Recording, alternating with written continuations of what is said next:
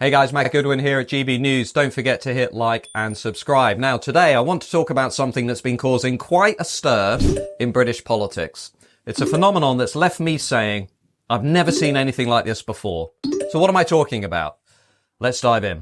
I'm referring to the way that Britain's media class, or more accurately the legacy media class, the established media class, is now covering Nigel Farage's growing revolt against the establishment. It's a seismic shift that's caught my attention, and it should catch your attention too. Just look at the past few days. One after another, heavyweight publications like The Times, The Daily Mail, The Telegraph and The Spectator have all lined up to point out that Nigel Farage and a more professional-looking Reform Party could be about to take over British politics. This is unprecedented, folks. It really matters. Journalists, columnists and editors who were once openly hostile towards Nigel Farage from the UK Independence Party days, from the Brexit Party days, are now realising that actually he could push through the kind of once-in-a-generation political realignment that we can see sweeping through America and might see here in Britain. It's a trend that I've been tracking in my newsletter for the last 2 years, and I want to tell you why I think it matters and what people are saying. Let's look at some specifics. In recent days, the Times leader column, a very important part of that newspaper, acknowledged that while it would be easy to dismiss Nigel Farage's prediction of delivering Britain's first great political realignment in a century as hubris, there are signs that reform is here to stay. Janice Turner, writing in The Times, suggested that maybe Britain has not swerved the populist wave that's sweeping across Europe after all. Former Conservative Party Minister David Frost has warned in The Telegraph that there's only room for one party of the right in Britain, and he's urged the Tories to get their act together or they will be replaced by reform. Even Andrew Neil, writing in the Daily Mail, has said it's time to take the prospects for Nigel Farage and reform seriously. And in The Spectator, Katie Balls has pointed to Labour's Nigel Farage nightmare, quoting a senior government figure in the Labour Party who said they think about Nigel Farage joining the government a lot. Now, as someone who's tracked Nigel Farage's earlier revolts with the UK Independence Party and the Brexit Party in detail, I can tell you this is a significant change in tone. The media class, which often moves as a pack, is clearly starting to give Farage and reform the kind of neutral or even positive coverage that would have been unthinkable in years gone by. Throughout the 2000s and the 2010s, Nigel Farage was either portrayed as a clown to be laughed at or as a serious threat to democracy. But now, he's being presented as a credible political force with mainstream appeal, potentially even a minister or prime minister in waiting. So what's driving the change? Well, I think there are a few things going on here. The media class might be realising that neither Keir Starmer's faltering Labour government nor Kemi Badenoch's underwhelming Tory party have the answers to what historian Neil Ferguson has recently called the rot in Britain, a sense of crisis that's now bombarding the country on all sides. The media class might also be reluctantly accepting that Nigel Farage might have a point in calling out the big immigration, big tax, big regulation, big state, big net zero, and big woke consensus that unites left and right.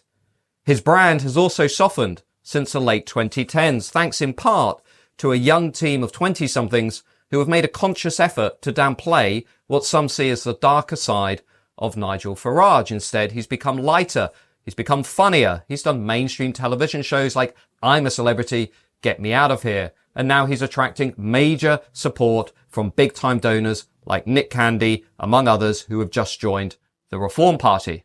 I think our country's amazing, but our country's in decline. I've got friends across the political spectrum. I've got some very good friends in the Labour Party. I've got some very good friends in the Tory Party, and they will always be my friends.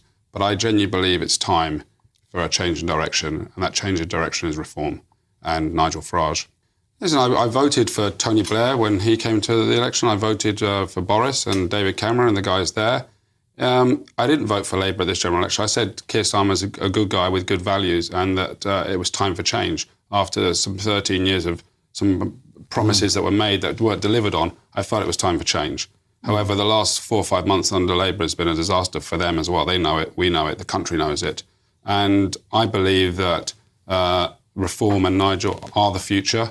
And I'm going to back them because we have one last chance at this. And I'm not a politician. I don't want to be a politician.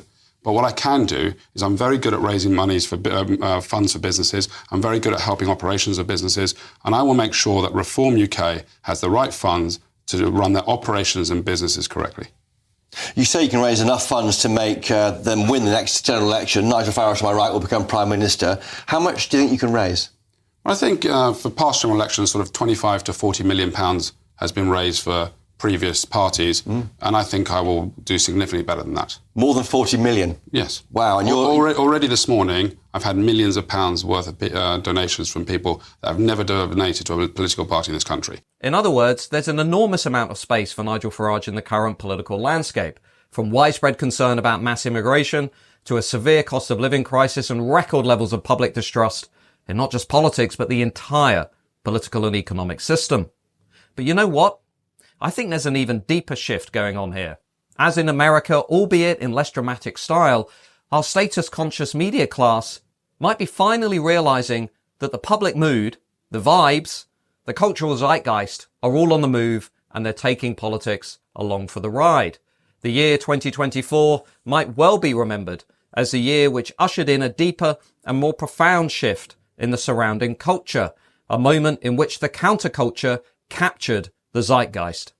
If politics lies downstream of culture, as the Breitbart doctrine suggests, then 2024 could be the moment when this zeitgeist took a sharp turn against the entire establishment grid.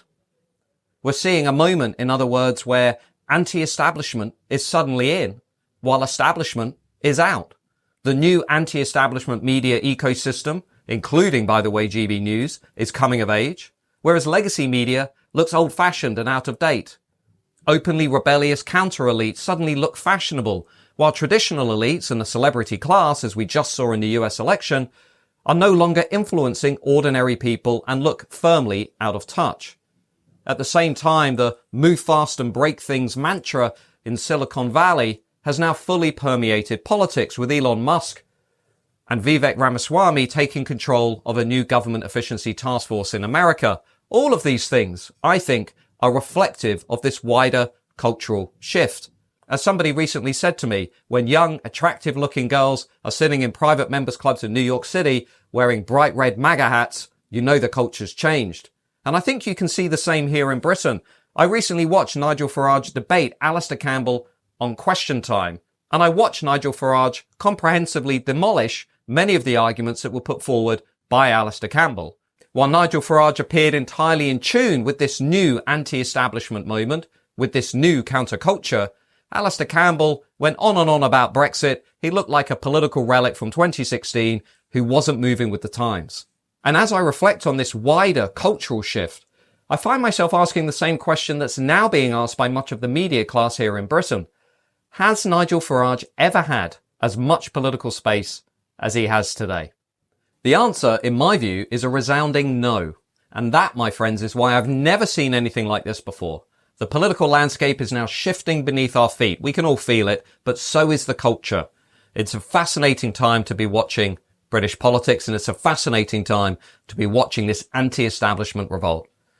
This is Matt Goodwin. If you found this analysis interesting, don't forget to hit like and subscribe, hit that notification bell, and as always, I want to hear your comments below the video. Until next time.